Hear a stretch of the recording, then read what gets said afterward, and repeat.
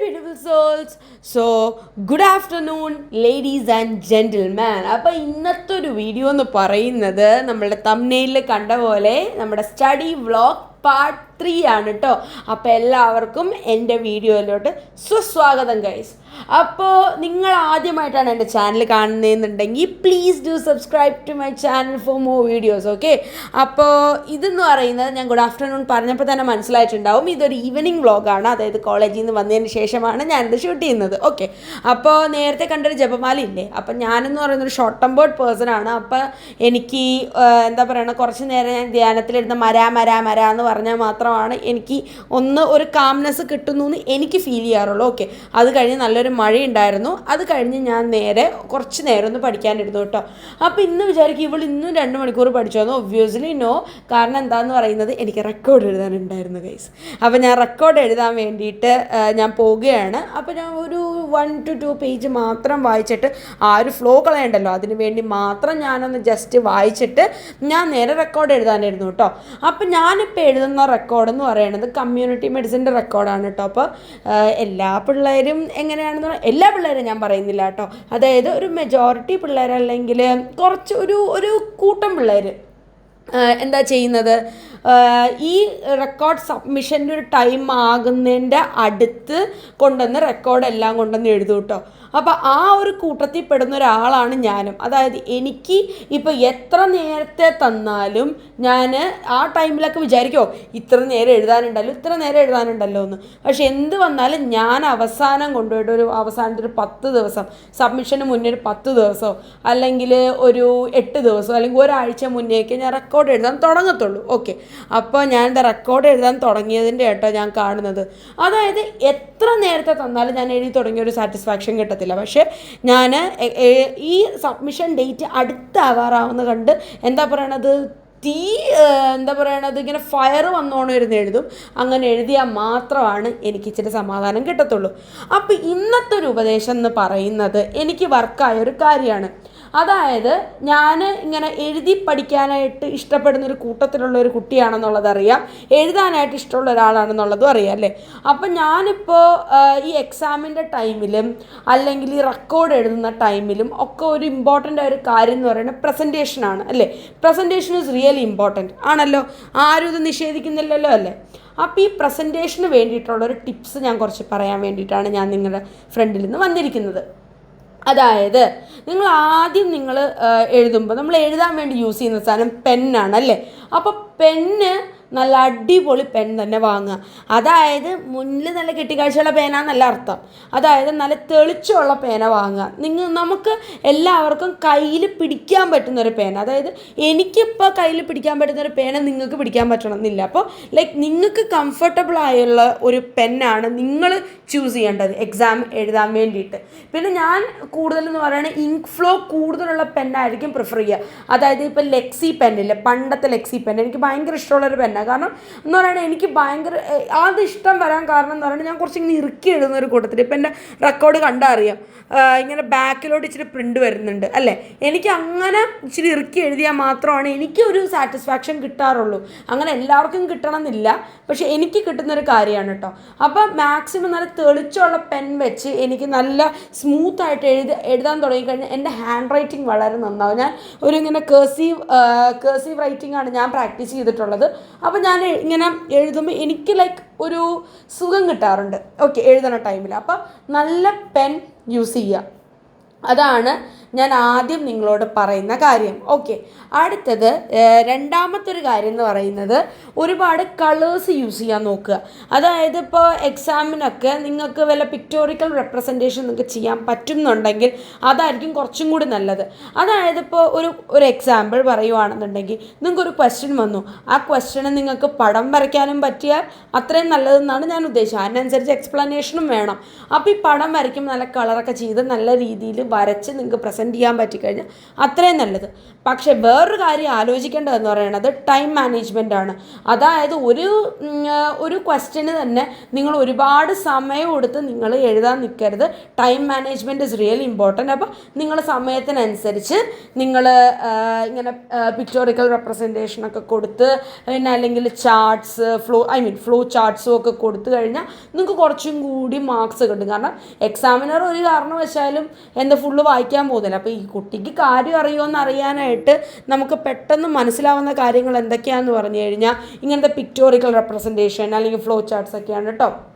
അപ്പോൾ അതാണ് ഒരു എക്സാമിനേഷൻ്റെ ടിപ്പെന്ന് പറയുന്നത്. ഓക്കെ, അടുത്തത് രണ്ടാമത്തതെന്ന് പറയുന്നത്, ഇപ്പോൾ ഞാനിത് ഈ റെക്കോർഡ് എഴുതിക്കൊണ്ടിരുന്നപ്പോൾ എൻ്റെ കണ്ണിൽ പെട്ടൊരു കാര്യം എന്ന് പറയുന്നത് സൈക്കിൾ ബീറ്റ്സ് എന്ന് പറഞ്ഞൊരു സംഭവമാണ് കേട്ടോ. അത് ഞാൻ ആദ്യമായിട്ടാണ് കേൾക്കുന്നത്. അതായത് ഈ കോളേജിൽ വന്നതിന് ശേഷമാണ് ഞാനിപ്പോൾ +1 +2 പഠിക്കുമ്പോൾ ഈ സൈക്കിൾ ബീറ്റ്സ് എന്ന് പറഞ്ഞൊരു സാധനത്തിനെ പറ്റി ഞാൻ കേട്ടിട്ടില്ല. അപ്പോൾ ആ സൈക്കിൾ ബീറ്റ്സിനെ പറ്റിയിട്ട് ഞാൻ ചെറുതായിട്ടൊന്ന് വിശദീകരിക്കാം. ഈ സൈക്കിൾ ബീറ്റ്സ് എന്ന് പറയുന്നത് നമ്മളുടെ ഈ മെൻസ്ട്രുവൽ സൈക്കിളിൽ നമ്മളുടെ ഫെർട്ടൈൽ പീരീഡ് അറിയാൻ വേണ്ടിയിട്ട് ഉപയോഗിക്കുന്നൊരു സാധനമാണ് ആക്ച്വലി പറഞ്ഞാൽ നമ്മളുടെ സൈക്കിൾ ബീറ്റ്സ് എന്ന് പറയുന്നത്. ഓക്കെ, ഇതൊരു നാച്ചുറൽ മെത്തേഡാണ്. ഇപ്പോൾ ഫോണിലൊക്കെ ഇങ്ങനെ നമ്മളുടെ ഓവുലേഷൻ ടൈം, അതായത് ഗേൾസിൻ്റെ ഓവുലേഷൻ ടൈം അറിയാൻ വേണ്ടിയിട്ട് ഒരുപാട് ആപ്സും കാര്യങ്ങളൊക്കെ ഉണ്ടല്ലേ. അല്ലെങ്കിൽ എന്ത് ചെയ്യും എന്ന് പറഞ്ഞാൽ നമ്മൾ കലണ്ടറിൽ കുറിച്ചിട്ട് എന്നൊക്കെയാണ് ഈ ഒരു ഡേറ്റ് നമ്മൾ അറിയാൻ വേണ്ടിയിട്ട് നമ്മൾ നോക്കുമല്ലേ. ഇതെന്ന് പറയുന്നത് ഒരു ചെയിനാണ്. ഓക്കെ, ഈ സൈക്കിൾ ബീഡ്സ് എന്ന് പറയുന്ന ഒരു ചെയിനാണ്. അതിലിങ്ങനെ കുറേ ബീഡ്സ് ഉണ്ട്. ഓക്കെ, അപ്പോൾ ഈ ബീഡ്സിൽ അപ്പോൾ അതിൽ ഓരോ ഡേയ്സ് നമ്മൾ ഓരോന്ന് ഇങ്ങനെ കൗണ്ട് ചെയ്ത് വരുമ്പോൾ നമുക്ക് എപ്പോഴാണ് മെൻസ്ട്രേഷൻ സംഭവിക്കുക, അല്ലെങ്കിൽ നമുക്ക് എപ്പോഴാണ് ഫെർട്ടൈൽ പീരീഡ്, അങ്ങനെയൊക്കെ ഉള്ളതൊക്കെ നമുക്ക് മനസ്സിലാക്കാൻ സാധിക്കും കേട്ടോ. അപ്പോൾ ഇത് അറിയാത്തവർക്ക് വേണ്ടിയിട്ട് മാത്രമുള്ളൊരു ഇൻഫോർമേഷനാണ്. എനിക്കിത് അറിയത്തില്ലായിരുന്നു, എനിക്കിത് പുതിയതായിട്ട് തോന്നി. സോ ഞാൻ വിചാരിച്ചു നിങ്ങളോടും കൂടി ഷെയർ ചെയ്യാമെന്ന്. ഓക്കെ, അപ്പോൾ അത്രയേ ഉള്ളൂ കാര്യം കേട്ടോ. അപ്പോൾ ഇപ്പോൾ നിങ്ങൾ വിചാരിക്കും, ഇപ്പോൾ ഞാൻ റെക്കോർഡ് എഴുതുകയാണെങ്കിൽ കൂടി ഇപ്പോൾ ഫോൺ എന്തിനാണ് മുകളിലേക്ക് വെക്കണമെന്ന് അല്ലേ. എന്നെ സംബന്ധിച്ചെന്ന് പറയണത് റെക്കോർഡ് എഴുതുമ്പോൾ കൂടി എനിക്കൊരു നല്ലൊരു കോൺസെൻട്രേറ്റഡ് ആയിട്ടിരുന്ന് എഴുതാനാണ് ഞാൻ ഏറ്റവും കൂടുതൽ ആഗ്രഹിക്കുന്നത്. ഇപ്പം ഞാനിരിക്കുന്ന ഓരോ ടൈമും അല്ലെങ്കിൽ സ്പെൻഡ് ചെയ്യുന്ന ഓരോ മിനിറ്റും എനിക്കൊരു 100% ഒരു അർപ്പണബോധത്തോടെ കൊടുക്കാനാണ് ഞാൻ ആഗ്രഹിക്കുന്നത് കേട്ടോ.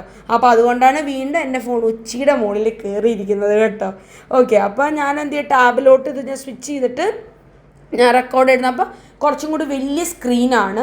അപ്പോൾ വലിയ സ്ക്രീനാകുമ്പോൾ ഉള്ള ഗുണങ്ങൾ എന്തൊക്കെയാണെന്ന് പറഞ്ഞാൽ നമുക്ക് കണ്ണിന് കേട് വരില്ല. കാരണം ഫോണിലെന്ന് പറയുമ്പോൾ ചെറിയ സ്ക്രീനാണ്. അപ്പോൾ നമ്മളിങ്ങനെ കുറച്ചും കൂടി സൂം ചെയ്ത് ഇങ്ങനെ എഴുതുന്നതിനെക്കാട്ടി ബെറ്റർ നമ്മളിപ്പോൾ ടാബിലോ ഒക്കെ അല്ലെങ്കിൽ ലാപ്ടോപ്പിലോ ഒക്കെ കണക്ട് ചെയ്യുമ്പോൾ വലിയ സ്ക്രീനാണ്. അപ്പോൾ നമുക്ക് കണ്ണിന് വലിയ സ്ട്രെയിൻ വരാതെ നമുക്ക് എഴുതാൻ പറ്റും. അപ്പോൾ കുറച്ചും കൂടി കൂടുതൽ നേരം നമുക്ക് യൂസ് ചെയ്ത് എഴുതാൻ പറ്റും കേട്ടോ. ഓക്കെ, അപ്പോൾ അതാണ് ഞാനൊരു ടാബിലോട്ട് സ്വിച്ച് ചെയ്യാനുള്ള കാരണം. പിന്നെ വേറെ കാരണം എന്ന് പറയുന്നത്, ഇപ്പോൾ ഒരുപാട് പിള്ളേർ ഞാൻ കണ്ടിട്ടുണ്ട്, അതായത് ഇങ്ങനെ ഈ നമ്മൾ ബെഡിലിരുന്ന് പഠിക്കുന്നത് അല്ലെങ്കിൽ ബെഡിലിരുന്ന് ഇങ്ങനെ എഴുതുന്നതും ഒക്കെ. ഓക്കെ, അപ്പോൾ അതൊരിക്കലും ഒരു മോശമായ കാര്യമാണെന്ന് ഞാൻ ഒരിക്കലും പറയുന്നില്ല. പക്ഷെ എൻ്റെ ഒരു ഇത് പറയണത് എന്താണെന്ന് പറഞ്ഞാൽ, നമ്മളെപ്പോഴും പഠിക്കുന്നതിനൊരു ഏരിയ ഉണ്ട് അല്ലേ. അപ്പോൾ ഒരു ടേബിളിലും ചെയറിലും ഇരുന്ന് നമ്മൾ നല്ലൊരു വൃത്തിയായി നമ്മൾ പഠിച്ചു കഴിഞ്ഞാൽ, അല്ലെങ്കിൽ നമ്മൾ വൃത്തിയായിട്ട് നമ്മളവിടെ റെക്കോർഡ് എഴുതി കഴിഞ്ഞാൽ ഒന്നെന്ന് പറയുന്നത് നമ്മുടെ ഹാൻഡ് റൈറ്റിംഗ് നല്ല കുറച്ചും കൂടി നന്നായിട്ട് ശരിയാവും. പിന്നെയെന്ന് പറയുന്ന കാര്യം എന്ന് പറയുന്നത് നമുക്ക് നടുവേദന എടുക്കത്തില്ല. അങ്ങനെ ഒരു കേസും കൂടി ഉണ്ട് കേട്ടോ ഇതിൽ. ഓക്കെ, അപ്പോൾ മറ്റു കുട്ടികൾക്ക് അതായത് ഇങ്ങനെ ഇരുന്ന് പഠിക്കുമ്പോൾ നടുവേദന കുറേ കുട്ടികൾക്ക് വന്നിട്ടില്ല എന്നൊക്കെ ചിലപ്പോൾ ഇനിയിപ്പോൾ പറയാൻ ചാൻസ് ഉണ്ട്. എനിക്ക് നടുവേദന വരാറുണ്ട്. അപ്പോൾ ഞാൻ ഒരു നടുവേദന വരുന്ന കുട്ടികൾക്ക് വേണ്ടിയിട്ട് ആണ് കേട്ടോ ഞാനിപ്പോൾ സംസാരിച്ചത്. മറ്റേത് അത്ര മോശം എന്നല്ല പറയുന്നത്. അതും ഇത്രയും നാളും പ്രാക്ടീസ് ചെയ്ത കുട്ടികൾക്ക് അതൊരു കുഴപ്പമില്ല. പക്ഷേ ഞാൻ എൻ്റെ ഒരു അഭിപ്രായം ഞാൻ പറഞ്ഞു എന്നേ ഉള്ളൂ കേട്ടോ. നമ്മളെപ്പോഴും ടേബിളിലും ചെയറിലും ഇരുന്ന് റെക്കോർഡ് അല്ലെങ്കിൽ പഠിക്കാനുള്ള കാര്യങ്ങളൊക്കെ നമ്മൾ എഴുതി കഴിഞ്ഞാൽ കുറച്ചും കൂടി നല്ലതായിരിക്കും കേട്ടോ. ഓക്കെ, പിന്നെ എനിക്ക് നിങ്ങളോട് പറയാനുള്ളൊരു കാര്യം എന്ന് പറയുന്നത് എക്സസൈസിനെ പറ്റിയിട്ടാണ്. ഇപ്പോൾ എക്സാമിൻ്റെ ടൈം ആയാലും അല്ലെങ്കിൽ എന്താണെങ്കിലും ഒരു എക്സസൈസ് ചെയ്യുന്നത് നിങ്ങൾ പ്രാക്ടീസ് ചെയ്ത് കഴിഞ്ഞാൽ വളരെ നല്ലതായിരിക്കും. ഇപ്പോൾ ഞാൻ കണ്ടിട്ടുണ്ടെന്ന് പറയണത്, ഇപ്പോൾ എക്സസൈസിന് വിളിക്കുന്ന ടൈമിൽ ഇപ്പോൾ എടാ നീ എക്സസൈസ് ചെയ്യാൻ വരുന്നുണ്ടോ, ഇല്ലടാ നാളെ അല്ലെങ്കിൽ മറ്റന്നാൾ എക്സാം അല്ലേ, അപ്പോൾ എക്സാമിൻ്റെ ടൈമിൽ എനിക്ക് സമയമില്ല അപ്പോൾ എക്സസൈസ് ചെയ്യാനെന്ന് ഞാൻ പറയുന്നത് ഞാൻ കുറച്ച് പിള്ളേർ കേട്ടിട്ടുണ്ട്. അപ്പോൾ അതുകൊണ്ടാട്ടോ ഞാൻ പറയുന്നത്. അതായത് നമ്മളിപ്പോൾ എത്ര നമ്മൾ എന്താ പറയുക, പരീക്ഷയാണെങ്കിലും പരീക്ഷയുടെ തലേദിവസമാണെങ്കിലും നമ്മൾ ഭക്ഷണം കഴിക്കാൻ മറക്കാറില്ല, നമ്മൾ പല്ലേക്കാൻ മറക്കാറില്ല, കുളിക്കാൻ മറക്കാറില്ല അല്ലേ, ദൈനംദിന കാര്യങ്ങളൊന്നും നമ്മൾ മറക്കാറില്ല അല്ലേ. അപ്പോൾ അതേപോലെ ഒരു ദൈനംദിന കാര്യമാണ് നമ്മുടെ എക്സസൈസും. ഓക്കെ, അപ്പം അതിന് വേണ്ടിയിട്ട് എന്ന് വെച്ചിട്ട് നമ്മൾ എല്ലാ ദിവസവും ഒരു മണിക്കൂർ അല്ലെങ്കിൽ 1.5 മണിക്കൂർ 2 മണിക്കൂർ പോയിട്ട് ജിമ്മിൽ പോയിട്ടോ അല്ലെങ്കിൽ എന്താ എന്ന് പറഞ്ഞ് വർക്കൗട്ട് ചെയ്യണം എന്നല്ല പറയുന്നത്. ഒരു ഹോം വർക്കൗട്ട് ആണെങ്കിൽ കൂടി ഒരു 15 to 20 മിനിറ്റ്സ്, ഒട്ടും സമയമില്ല ഒരു ടൈം ആണെങ്കിൽ കൂടി ഒരു 15 to 20 മിനിറ്റ് ഇതിന് വേണ്ടിയിട്ടൊന്ന് സ്പെയർ ചെയ്യുന്നത് കുറച്ചും കൂടി നല്ലതായിരിക്കും. കാരണം എന്താണെന്ന് പറഞ്ഞാൽ നമ്മുടെ ബ്ലഡ് സർക്കുലേഷൻ നന്നായിട്ട് ഇമ്പ്രൂവ് ചെയ്യും. അപ്പോൾ അത് ഇമ്പ്രൂവ് ചെയ്യുമ്പോൾ നമുക്ക് പഠിക്കാനുള്ള ഒരു കോൺസെൻട്രേഷനും ഒരു ചുറുചുറുക്കെന്നൊക്കെ പറയില്ലേ, അതൊക്കെ നമുക്ക് വരും. അല്ല ഇപ്പം മറിച്ചാണെന്നുണ്ടെങ്കിൽ എന്താ ചെയ്യുക, നമ്മൾ രാവിലെ എഴുന്നേക്കും, നമ്മൾ എക്സസൈസ് ഒന്നും ചെയ്യാതെ നമ്മളിങ്ങനെ ഇരിക്കുമ്പോൾ നമ്മുടെ കൈയും കാലൊന്നും ഓടുന്നില്ല അല്ലേ, കൈയും കാലൊന്നും ഓടുന്നില്ല. നമുക്കൊരു ഇരിക്കുമ്പോൾ നമുക്ക് അത്ര ഒരു സുഖം കിട്ടാനായിട്ട് ചാൻസ് വളരെ കുറവാണ്. പക്ഷേ നമ്മൾ ഒരു രാവിലെ എഴുന്നേറ്റൊന്ന് വർക്കൗട്ടൊക്കെ ചെയ്ത് ഒന്ന് സെറ്റായി നമ്മൾ വന്ന് ഇരുന്ന് കഴിഞ്ഞാൽ നമ്മൾ വർക്ക് ചെയ്യുന്നൊരു അതിൻ്റെ ഒരു പ്രൊഡക്ടിവിറ്റി ഉണ്ടല്ലോ, ആ പ്രൊഡക്ടിവിറ്റി എന്ന് പറഞ്ഞൊരു സംഭവം വളരെയധികം കൂടും. ഓക്കെ, അപ്പോൾ അത്രയാണ് ആ എക്സസൈസിൻ്റെ കാര്യങ്ങൾ. അപ്പം ഞാനിന്ന് എക്സസൈസിൻ്റെ കാര്യങ്ങൾ പറഞ്ഞു, എക്സാമിന് വേണ്ടിയിട്ട് നല്ല തെളിച്ചുള്ള പേന യൂസ് ചെയ്യണമെന്ന് പറഞ്ഞു, പിന്നെ ഒരു സൈക്കിൾ ബീഡിനെ പറ്റിയിട്ട് ഞാനിപ്പോൾ ഒന്ന് സംസാരിച്ചു അല്ലേ. ഓക്കെ, അപ്പോൾ അതാണ് ഇന്ന് എനിക്ക് സംസാരിക്കാനുള്ളത്. പിന്നെ ഇന്ന് ഞാൻ കൂടുതൽ റെക്കോർഡ് എഴുതിയതെന്ന് പറയുന്നത് ഒരു 10 to 20 പേജസോളം ഞാനിന്ന് എഴുതിയിട്ടോ. അപ്പോൾ പണ്ടത്തെ ഒരു ടൈമിലാണെന്നുണ്ടെങ്കിൽ ഞാൻ വളരെ ഒരു മടിയുള്ളൊരു ടൈപ്പിൽ ഉള്ള ഒരാളും കൂടിയാണ്. അപ്പോൾ ഈ മടി മാറ്റാനും എല്ലാത്തിനും കൂടിയിട്ടാണ് കേട്ടോ ആക്ച്വലി ഞാൻ പറയുന്നത് ഈ എക്സസൈസൊക്കെ ഞാൻ ചെയ്യുന്നത്. അപ്പോൾ അതൊക്കെ ചെയ്ത് കഴിഞ്ഞാൽ നമുക്ക് നല്ലൊരു എന്താ പറയുന്നത് പ്രൊഡക്റ്റീവ്നെസ് കൂടും, എല്ലാം അങ്ങ് കൂടും. ഓക്കെ, എനിക്കിനി നിങ്ങളോടൊരു കാര്യം പറയാനുണ്ടായിരുന്നു കേട്ടോ. അതായത് എൻ്റെ സ്കൂൾ ലൈഫിൽ, ഓക്കെ, അപ്പോൾ സ്കൂൾ ലൈഫിൽ ഇപ്പോൾ എനിക്കൊരു സെമിനാർ എടുക്കാൻ നിൽക്കുമ്പോഴും അല്ലെങ്കിൽ എന്തെങ്കിലും എന്താ പറയുന്നത് നമ്മൾ പറയില്ലേ ക്ലാസ് എടുക്കുക അല്ലെങ്കിൽ ഒരു പ്രസൻറ്റേഷൻ ചെയ്യാൻ നിൽക്കുമ്പോഴൊക്കെ എനിക്ക് ഭയങ്കര ഒരു പേടിയുള്ളൊരു ടൈപ്പ് ഒരാളായിരുന്നു. കാരണം എന്താണെന്ന് പറഞ്ഞാൽ പേടി എന്തിനായിരുന്നു എന്ന് പറഞ്ഞാൽ എനിക്കിപ്പോൾ ഒരു ഇംഗ്ലീഷ് ലാംഗ്വേജിനോടായിരുന്നു ആക്ച്വലി എനിക്ക് പേടി. അപ്പോൾ അതെന്ന് പറഞ്ഞാൽ എനിക്ക് ഇംഗ്ലീഷ് ആക്ച്വലി എനിക്ക് അറിയാത്തൊരു ലാംഗ്വേജ് ഒന്നും അല്ല, പക്ഷേ എനിക്ക് ഇംഗ്ലീഷിൽ സംസാരിക്കാനുള്ളൊരു കോൺഫിഡൻസ് എനിക്ക് ആ ടൈമിൽ ഉണ്ടായിരുന്നില്ല. എനിക്കറിയില്ല അതെന്തുകൊണ്ടാണെന്നുള്ളത്. ഓക്കെ, ഇംഗ്ലീഷ് നന്നായിട്ട് അറിയാം, പക്ഷെ എനിക്ക് സംസാരിക്കാനുള്ളൊരു പേടി ഉണ്ടായിരുന്നു. അപ്പോൾ ആ ഒരു പേടി എൻ്റെ ഒരു സ്കൂൾ ലൈഫിൽ എന്ന് പറയുമ്പോൾ നമ്മുടെ സ്കൂളിൽ ഇങ്ങനെ പറയുമ്പോൾ എൻ്റെ ഉള്ളിൽ അന്ന് ഞാനൊരു കുട്ടിയാണല്ലോ, അപ്പോൾ എൻ്റെ ഉള്ളിൽ എന്താ പറയുന്നത്, ഇത് ചെയ്യാൻ കഴിയില്ല, എനിക്കിത് സാധിക്കില്ല എന്ന് ഞാൻ പറഞ്ഞ് നിന്ന് എനിക്ക് സ്കൂളിൽ ഇപ്പോൾ ക്ലാസ്മേറ്റ്സിൻ്റെ ഫ്രണ്ടിൽ ഞാനിങ്ങനെ സംസാരിക്കാൻ നിൽക്കുമ്പോൾ ഒരുപാട് തവണ പതറിപ്പോയിട്ടുണ്ട്. ഓക്കെ, അപ്പോൾ ഈ പതറിപ്പോയ കേസ് നമ്മുടെ ക്ലാസ്സിലുള്ള പിള്ളേരെല്ലാവരും എടുത്ത് അതൊരു ആഘോഷമാക്കിയ ചരിത്രം വരെ ഉണ്ടായിട്ടുണ്ട്. ഓക്കെ, അപ്പോൾ അതിൽ നിന്ന് ഞാൻ ഓവർകം ചെയ്തതെന്ന് പറയുന്നത് ഞാൻ മെഡിസിൻ ഫസ്റ്റ് ഇയർ പഠിക്കുമ്പോഴാണ്. അപ്പോൾ ഈ ഫസ്റ്റ് ഇയർ പഠിക്കുമ്പോഴാണ് ആക്ച്വലി പറഞ്ഞാൽ ഞാൻ ഈ യൂട്യൂബ് ചാനൽ ഞാൻ സ്റ്റാർട്ട് ചെയ്യുന്നത്. അപ്പോൾ ഈ യൂട്യൂബ് ചാനൽ സ്റ്റാർട്ട് ചെയ്ത് കഴിഞ്ഞിട്ട് എന്നോട് ഒരുപാട് പേര് പറഞ്ഞു ഇത് വല്ലതും നടക്കുമോ എന്നൊക്കെ എന്നോടിങ്ങനെ ചോദിച്ചു. അപ്പോൾ എന്നാലും എനിക്ക് ഇതിനോടുള്ളൊരു ഇഷ്ടവും പിന്നെ സംസാരിക്കാനായിട്ടുള്ളൊരു താല്പര്യവും എല്ലാം വെച്ച് ഞാനങ്ങ് തുടങ്ങുകയുണ്ടായത്. അപ്പോൾ ഇതിങ്ങനെ കഴിഞ്ഞപ്പോഴത്തേക്കും എന്താ പറയണേ, ഞാൻ എന്നോട് തന്നെ ഒരു സെക്കൻഡ് ഇയർ ഒരു പകുതി ആയപ്പോൾ ഞാൻ എന്നോട് തന്നെ ചോദിച്ചു, ഞാൻ എൻ്റെ സ്കൂൾ ലൈഫിലോട്ട് ഞാനൊന്ന് പോയി കേട്ടോ. ആ ടൈമിലൊക്കെ എന്തൊക്കെ ഉണ്ടായത് കാര്യങ്ങളൊക്കെ അറിയാൻ വേണ്ടിയിട്ട് ഞാനൊന്ന് പുറകോട്ട് പോയി. അപ്പോൾ പുറകോട്ട് പോയപ്പോൾ എനിക്ക് ഒരു കാര്യം മനസ്സിലായത് എന്താന്ന് പറഞ്ഞാൽ, നമ്മളുടെ സൊസൈറ്റിയാണ് നമ്മളെ ശരിക്കും പറഞ്ഞു കഴിഞ്ഞാൽ നമ്മൾ ആരായി തീരണമെന്ന് തീരുമാനിക്കുന്നതെന്നാണ് എനിക്ക് മനസ്സിലായൊരു കാര്യം. ഇപ്പം നമ്മളെല്ലാവരും പറയും എന്താണ്, നിങ്ങൾ ആരാവണമെന്ന് തീരുമാനിക്കണം ഉള്ളത് അല്ലേ. പക്ഷേ അങ്ങനെ അല്ല എന്നുള്ളത് എനിക്ക് അപ്പോഴാണ് മനസ്സിലായത്. അതായത് സൊസൈറ്റി ഇപ്പോൾ ഒരു കുട്ടീനെ അല്ലെങ്കിൽ ഒരു കുട്ടി ഇച്ചിരി വീക്കാണ്, അല്ലെങ്കിൽ ആ കുട്ടിയുടെ ഒരു വീക്ക് പോയിന്റ് മനസ്സിലാക്കുമ്പോൾ അതിൽ നല്ല ആൾക്കാരുണ്ടാവും. നല്ല ആൾക്കാർ അതൊന്നും കുഴപ്പമില്ല, നീ ഫ്രണ്ടിലേക്ക് പോകുമെന്ന് പറഞ്ഞ് പുഷ് ചെയ്യാനായിട്ടുണ്ടാവും. ബാക്കി ചിലരെന്ന് പറയുന്നത് നമ്മളെ പിടിച്ച് തളർത്താനായിട്ടുണ്ടാവും.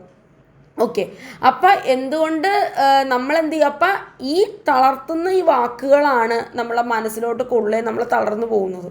ഓക്കെ, എനിക്കതാണ് ആ ടൈമിലുണ്ടായത്.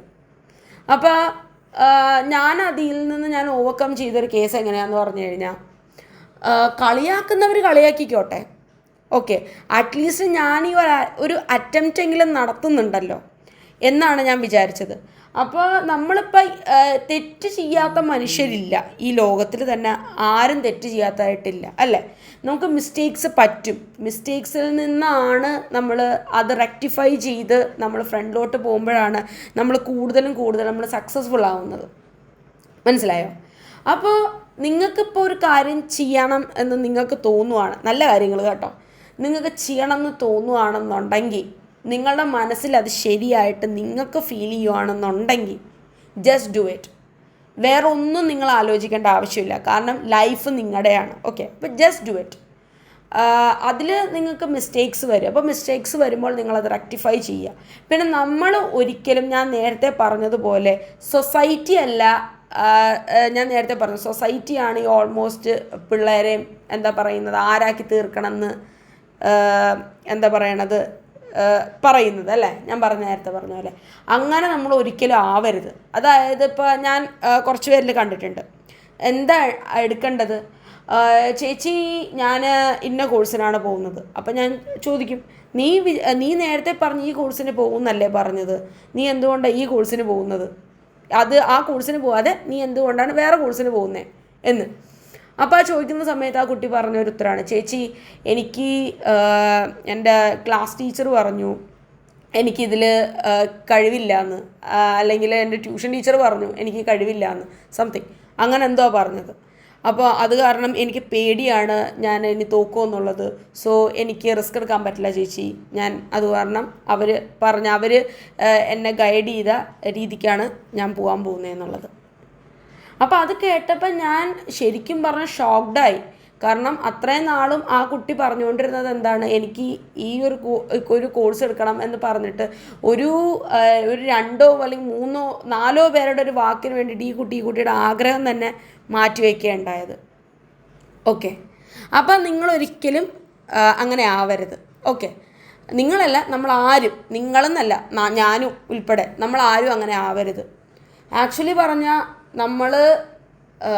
നമുക്ക് വേണ്ടിയാണ് നമ്മൾ ജീവിക്കുന്നത്. നമ്മൾ ആരായി തീരണം, ഭാവിയിൽ നമ്മൾ മാത്രമേ നമുക്ക് കൂടെ കാണത്തുള്ളൂ.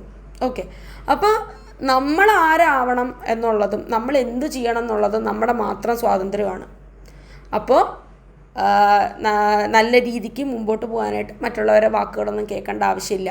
പിന്നെ അടുത്തൊരു കാര്യം എന്ന് പറയുന്നത്, നമ്മുടെ ഉള്ളൊരു കോൺഫിഡൻസ് ഉണ്ടാവുക, എന്നെ കൊണ്ടത് സാധിക്കും, എനിക്കത് സാധിക്കും, എനിക്കത് കഴിയും എന്നുള്ളൊരു കോൺഫിഡൻസ് നമുക്കെപ്പോഴും ഉണ്ടാവണം. അതുണ്ടായാൽ മാത്രമാണ് നമ്മുടെ ലൈഫിൽ സക്സസ്ഫുൾ ആവുള്ളൂ. ഇപ്പോൾ നമ്മുടെ ഈ ലോകത്തിൽ തന്നെ ഒരുപാട് പേര് നമ്മുടെ സക്സസ്ഫുൾ ആയിട്ടുണ്ടല്ലേ. ഈ സക്സസ്ഫുൾ ആയിരിക്കുന്ന ആൾക്കാരുടെയൊക്കെ ലൈഫിലെടുത്ത് നോക്കിയാൽ അറിയാം, ഒന്നും ഈസി ആയിട്ട് ആൾക്കാർക്ക് കിട്ടിയിട്ടില്ല എന്നുള്ളത്. നിങ്ങൾക്ക് എടുത്ത് നോക്കിയാൽ അറിയാം. അതെന്തുകൊണ്ടാണെന്ന് പറഞ്ഞാൽ, നമ്മൾ ഓരോ ഉയരങ്ങൾ കീഴടക്കുമ്പോൾ അതിൻ്റേതായ ഒരു കഷ്ടപ്പാടുകൾ എൻ്റെ സൈഡിലുണ്ടാവും. ആ കഷ്ടപ്പാടുകളെല്ലാം നമ്മൾ എല്ലാം മറികടന്ന് പോകുമ്പോഴാണ് നമുക്ക് ആ ഒരു കരിയർ, അല്ലെങ്കിൽ ആ ഒരു ഉയരം, അല്ലെങ്കിൽ ആ ഒരു എവറസ്റ്റ് നമുക്ക് കീഴടക്കാൻ സാധിക്കുക. ഓക്കെ, അപ്പോൾ അത്രേ ഉള്ളൂ ഇന്നത്തെ ഒരു വീഡിയോ എന്ന് പറയുന്നത്. സോ വീഡിയോ ഇഷ്ടമായ do like, share and subscribe to my YouTube channel for more videos. അപ്പോൾ ഇനി അടുത്ത വീഡിയോ വരുന്നത് വരെ take care, bye, see U.